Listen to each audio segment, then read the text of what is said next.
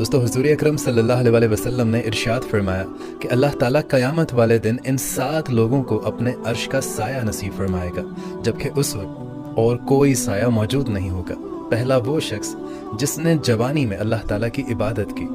دوسرا وہ شخص جس نے تنہائی میں اللہ تعالیٰ کو یاد کیا اور اس کی آنکھوں سے آنسو ٹپک پڑے ہوں، تیسرا حکمران عادل، وہ حکمران جو اپنی رعایا میں عدل کیا کرتا تھا۔ اس کے بعد آپ فرمانے لگے کہ وہ شخص جس کا دل مسجد میں لگا رہتا تھا۔ اس کے بعد آپ نے فرمایا کہ وہ شخص جو خاص اللہ تعالیٰ کی رضا کی خاطر محبت کرے، اور پھر آپ ارشاد فرمانے لگے کہ وہ شخص جسے کسی بلند مرتبہ یا پھر وہ شخص جسے کسی خوبصورت عورت نے اپنی طرف بلایا لیکن اس نے یہ کہا کہ میں اللہ تعالیٰ سے ڈرتا ہوں۔